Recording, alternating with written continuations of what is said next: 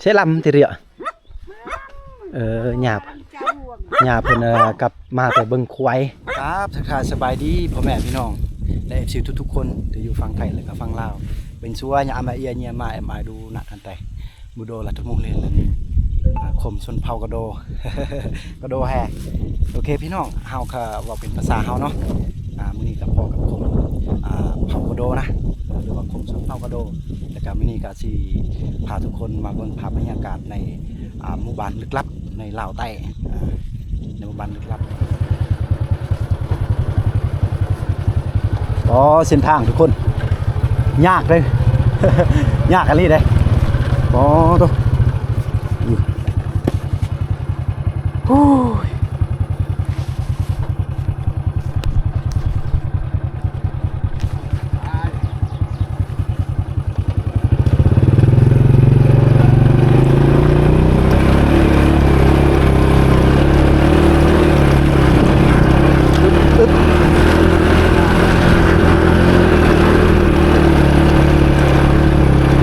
ตามเบิ่งกันน่าจะบ่มีไฟฟ้าได้เนาะว่าโอ้ต้นไม้ใบหญ้าเขียวหมดเลยพี่น้อง พอสุดทางนี่ทุกคนเลยจะเป็นหมู่บ้านลึกลับในนี้ที่นี่ก็ว่าได้เลยโอ้เสียวเลยโอ้ทีมงานเราก็เดินไปเลยไปจนภัยไปเลยโอ้ดีแถวเอารถเวทมาเนาะถ้าเอาวิบากของไอ้บ่ได้เลยได้อยู่เดี๋ยวมัน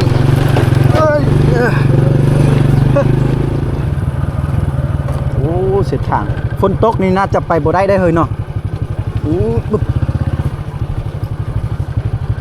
แต่ดีเฮามานี่ยามแรงแต่จริงฝนก็มันก็ตกอยู่เลยมื้อซื่นนี่บ่ก็ว่าตกเนี่ยโอ้ยคือว่าเฮามานี่ก็ลำบากนะเส้นทางนี่ก็แบบเส้นทางที่เขาลัดป่าลัดดงแต่ว่าก็โอ้คักอยู่เนาะเอาสิไปเบิ่งในหมู่บ้านเลยว่ามันเป็นแบบใดนะพี่น้องหมู่บ้านนี้ก็ตามเบิ่งร่องรอยที่เฮาไปนี่บ่เห็นสายไฟฟ้าเถื่อโอ้คักอยู่เขตชนบทเนาะในหมู่บ้านนี้เคยเข้าไปแต่กี้นะตอนช่วงปี2015นะไปหาเลาะหาลิ้นน้ำมูคู่เขตนี่แหละแต่ว่าจักเขาสิจื้อขออยู่บ่ตัว เพราะเส้นทางนี่คอยเลยอยากลืมหมดนะการสัญจรการไปการมานี่คอยลืมหมดเลยทุกคนแล้วคอยลืมว่ายังมี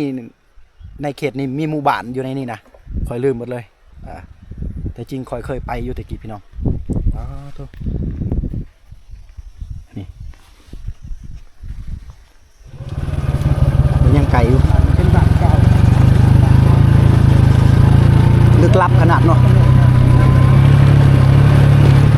ลึกลับพอลีได้บัตรผู้ใดที่ว่าเอาบ้านนี้บ้านนั้นมาแอบอ้างไว้ลึกลับแปลว่าบ่ซ้ำบ้านนี้เลยเบื้องทางนี่ก็หู้ถ้าสิเป็นผู้เดียวขี่กลางคืนนี่บุกกาได้เนาะกาว่าเจ้าบุกกาได้ค่อยลึกลับขนาด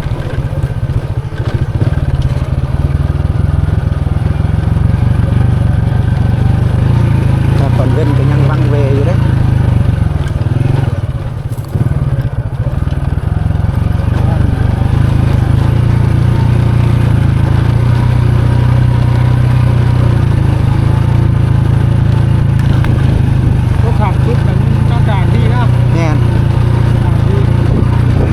เริ่มเข้าไปในหมู่บ้านโอ้ไก่ถึงอยู่บ่เฮ้ย10 ลักครับกิน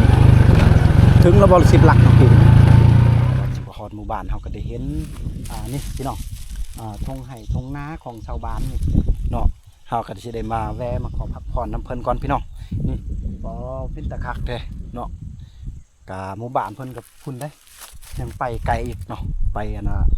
ทางบ้านลึกลับแหละต้องข้ามภูข้ามผาข้ามป่าข้ามดงนะแต่ก็มีเส้นทางอยู่เส้นทางที่เราจะไปนะแต่ว่าเส้นทางรถเนาะหรือโหทะเลเส้นทางก็ได้แต่ว่าภาพบรรยากาศที่อยากอัปเดตให้พี่น้องได้รับได้ชมนี่นะก็คือวิถีชีวิตของชาวบ้านนะ เขาสิเฮ็ดให้เฮ็ดนานี่เอามาเบิ่งมายามเขาชาวบ้านเขาเขากำลังเฮ็ดนาอยู่พี่น้องกำลังเชียร์นะหญ้านานะประมาณนี้แล้วก็สิมาเบิ่งกันภาพบรรยากาศแบบตอนเที่ยงจังซี่ยามประมาณ10 โมง 12 โมงจังซี่นะก็ประกอบด้วยภูผาป่าไม้พี่น้องกินแบบนี้เลยเด้เนาะแล้วก็น้ำนี่มันไหลตลอดตอนนี้เดือน3นะยังบ่ทันแห้งเลยแล้วก็มันไหลตลอดเลยนะแล้วก็เฮ็ดให้มีน้ำรอเลี้ยงการปลูกเขานี่เดือน3ก็จะเป็นหน้าปีบ่หรือว่าหน้าแสงเขาเอิ้นนะ เพราะว่าเฮาเฮ็ดให้นะทุกคนเฮาก็บ่เข้าใจเนาะหน้ายังเขาเอิ้นช่วงเดือน3นี่ทุกคนแต่ว่าน้ำนี่ยังเต็มเลยนะยังแบบคักเลยนะแบบเต็มทงเลยน้ำนี่นะเพราะว่าเขาเอาท่อถึง4ดึงได้ทุกคนเห็นบ่ทุ่งนาตัวนั้นก็สิเต็มน้ำเลยนะหล่อเลี้ยงเขานี่เฮ็ดให้เขียวได้ก็สิเฮ็ดแบบนา3โมเมนต์3นา2ฤดูเขาเอิ้นนะประมาณนี้แหละเอาบ่นี่เฮากลับมาเบิ่งกันนะเที่ยงนาน้อยโอ้เที่ยงนาน้อย ก็สิมีเพลงได้บอลนี้ก็สิเป็นบอลไก่นอนบ่เนาะบ่แม่นก็ว่ากันนี่เที่ยงน้อยๆจะสิอยู่แบบอบอุ่นแบบเงียบพี่น้องเอ้ย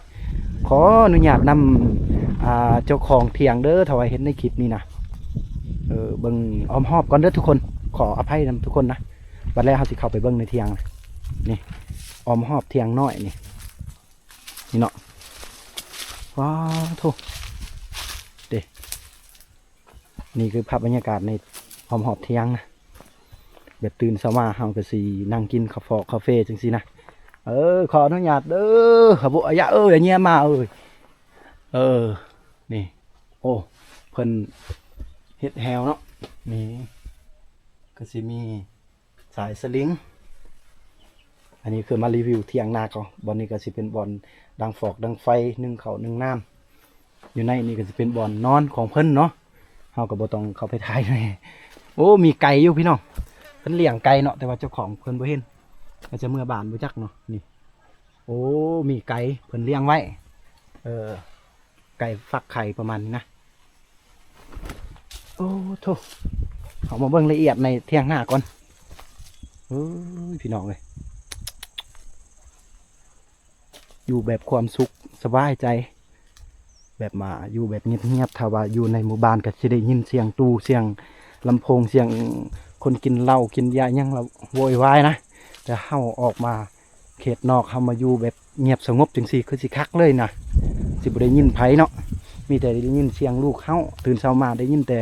เสียงเมียเฮาแหละจังซี่แหละ อ๋อทุกคนเอ้ยนี่ก็จะเป็นน้ำที่ว่าชาวบ้านเพิ่นเก็บเนาะอ่างไว้อยู่นี่รอเลี้ยงนาเฮานะทุกคนคือสิมีปลาคออยู่คือแบบภาพที่ว่าเขานักเขียนเพิ่นแต้มเนาะก็สิมีคนชาวบ้านเฮ็ดนาแล้วก็จับปลาเนาะถือมองถือลีจังซี่มีหอยเก็บกินป้อโธ่คือเขาว่าแหละความสุขอยู่ที่บ้านเฮานะก็ประมาณนี้แหละความสุขอยู่ที่บ้านเฮาอลีได้น้ำนี่มันหล่อเลี้ยงนาไปพูนเต็มนาเลยท่วมนาบดตามมีคักจุนี่เจ้าของนาเขากำลังหว่านปุ๋ยนะเล็งปุ๋ยอยู่เพราะว่ามีบางให้ก็บ่ค่อยงามปานใดก็ต้องได้เล็งปุ๋ยได้นี่แต่ว่าทางนั้นของห้วยเนาะห้วยที่มันน้ำมันไหลมาจากภูผานี่ภูสูงๆนี่ทุกคนขออนุญาตสีเป็นรวดไหลเนาะน้ำมันมาจังซี่แต่ว่าชาวบ้านเพิ่นบ่เอาเพราะว่าน้ำอยู่ในนานี่มันเพียงพอแล้วแต่ว่านี่คือความคักเนาะอันโอเคเอามันกินกันเนี้ยไอ้เต้เนาะอ๋อถึงคุ้มเว้ยโอ้ตัวนี้เป็นปลาสาของชาวบ้านเนาะบ่แม่นนั่นน่ะ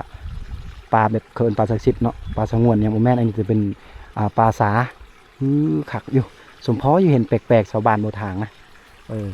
แต่ว่าปลาตัวนี้คักดูอันนี้คือเจ้าของให้ทงหน้านี่นะทุกคนจะเป็นภาษาของเฮาเองนะจะเป็นภาษากระโดว้าวแล้วทุกคนจะเป็นไล่ไปไล่มาจะเป็นพี่น้องเฮานะพี่น้องทางหน้าบ้าวกะพี่น้องเพิ่นจะอยู่บ้านตะลุงพุ่นนะ เอาทุกคนสุดท้ายเฮาก็ได้มาพ่อเป็นญาติพี่น้องเฮาเองเนาะหน้าของญาติพี่น้องของเฮาเป็นเสื้อสายเฮาอ๋อถูกก็สิบ่ไกลเด้บัดนี้นะ คือว่าอยู่ใกล้ชิดอยู่แต่ว่าเฮาบ่เคยมาเด้เขตนี้หากอะไรเห็นครั้งแรกก็จะไล่ไปไล่มาแต่ว่าเฮาบ่ได้บันทึกวิดีโอให้พี่น้องไล่ไปไล่มาจะเป็นญาติพี่น้องของเฮาถูกเฮาสิได้อัปเดตอีกให้พี่น้องเบิ่งก่อนเนาะเอ้ยนี่หน้านี่เป็นยาวไปกว้างไปหอดพูนทุกคนแบบอยู่แบบสุขสบายแบบอยู่แบบเงียบสงบจริงๆนะผมมีไผ่มากอกมากวนเฮาวันนี้เฮาก็มาพบพ่อในหมู่บ้านลึกลับอยู่กลางป่ามีแต่3ครอบครัวที่เพิ่นออกมาเฮ็ดไร่เฮ็ดนาแล้วก็เพิ่นก็มาพักเช้าอยู่ในหมู่บ้านหลังนี้จะมีหมู่บ้านนะเป็นหมู่บ้านที่แบบโบราณเนาะแล้วก็เป็นหมู่บ้านที่แบบดั้งเดิมของชนเผ่าพระเจ้านะเลยวันนี้เขาจะมาเบิ่งเนาะเพื่อนแบบสมัยตะกี้แบบเพื่อนสมัยแบบโบราณเลยนะทุกคนเป็นสิพาทุกคนเข้าไปเบิ่งไปน้ำกันทุกคนนี่นะเขาอยู่แบบเงียบๆมีแต่2เท่าไหร่ปะ3ครอบครัวประมาณนี้นะทุกคนเนาะจะเป็นเฮือนแบบโบราณแบบสมัยตะกี้เลยเพิ่นก็ยังชีใส่แบบไม้ไผ่มุงหญ้าแล้วก็ต่อกันฟ้าออมแอมนี่ก็จะเป็นไม้แบบนี้ได้เบิ่งเฮือนก้อนเด้อทุกคนนี่เนาะนี่เอาบัดนี้เฮามาเบิ่งหญ้านี่อ๋อโธ่หญ้าคือหญ้าคักเลยนี่เนาะ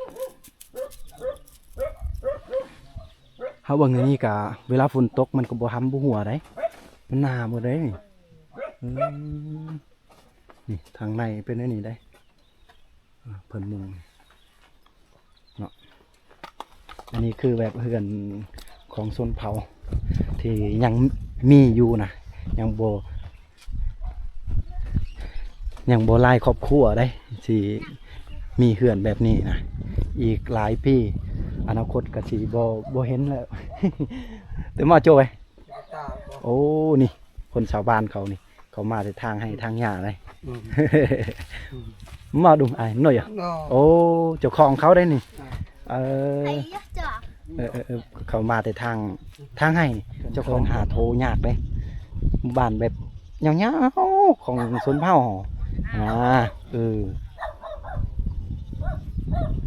นี่แต่เพิ่นออกมาเฮ็ดหน้าเฮ็ดสวนก็มาอยู่นี่แหละแบบเงียบอันนี้เขานึงครอบครัวเด้อพี่น้องอ๋อโธ่แล้วกันที่2ก็จะเป็นตัวนี้เพิ่นบ่อยู่แล้วเพิ่นก็สิเฮ็ดแบบทรงโมเดิร์นสไตล์แบบทรงโมเดิร์นละเริ่มอยากเปลี่ยนแปลงแล้วเนาะ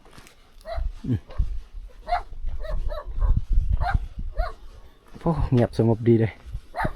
ตัวนี้ก็จะเป็นลกไก่หรือว่าคอกไก่นั่นเองคอกไก่กับเจ้าก็สิเฮ็ดแบบไม้ไผ่นี่หยาบน้องมึงหยาบได้นี่เลยอ๋อโธ่นี่คือนี่จะเป็นเหล้าเขาได้เพิ่นออมเฮ็ดจังซี่ไว้นี่บ่ให้อิหยังเพิ่นกันบ่ให้หนูเข้าไปแม่นแล้วคือตะกี้ได้เพิ่นเฮ็ดกระตำไว้เขาเอิ้นกระตำเลยเนาะเพื่อป้องกันบ่ให้หนูเข้าไปในเหล้าเขานี่นี่กระตำของเพิ่นนี่สิบ่ถึกเป็ดไก่บ่เฮ้ยยานเพิ่นเฮ็ดตอนแบบกลางคืนเปิดปะตอนกลางคืนเด้นี่นะเด้เนาะตุ้ม กระตำป้องกันเนาะหนูมันจะขึ้นไปกินข้าวอยู่ในหั่นเพิ่นจะป้องกันแบบเฮ็ดกระตำไว้เนาะบ่ให้หนูเข้าไปนี่หมู่บ้านนี่ก็บ่ค่อยมีหลายครอบครัวมีแต่น้อยเดียวพบ2หลังคาเฮือนอย่างเงี้ยอันนี้อีกก็เป็นแบบเฮือนก็แบบดั้งเดิม โอ้อากาศมันร้อนพี่น้องนี่โอ้สุดยอด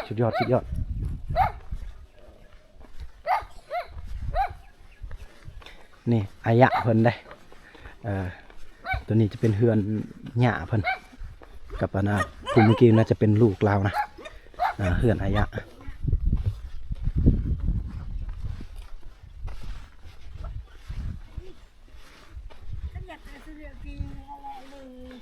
ใช่ลำทีเดียวหยาบเพิ่นกลับมาแต่เบิ่งควายควายหยาเพิ่นอยู่พุ่นนะขออนุญาตอีกพี่น้องทางนั้นเพิ่นเลี้ยงเนาะนี่หยาเพิ่นเบิ่งตัวมาเนี่ยเจ้าว่าแจอยากโปตัวดุงหน่อยอ่ะ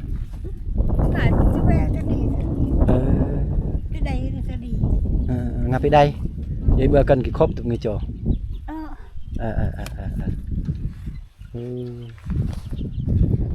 เอาแล้วแล้วไม่ปกเขาลังโยดมาแจกพี่โยดแล้วไม่ปกไปโทษง่ายๆบีไงเอาก็จะพวกงาแฟละบายนะเอามาช่วยไงจ้ะ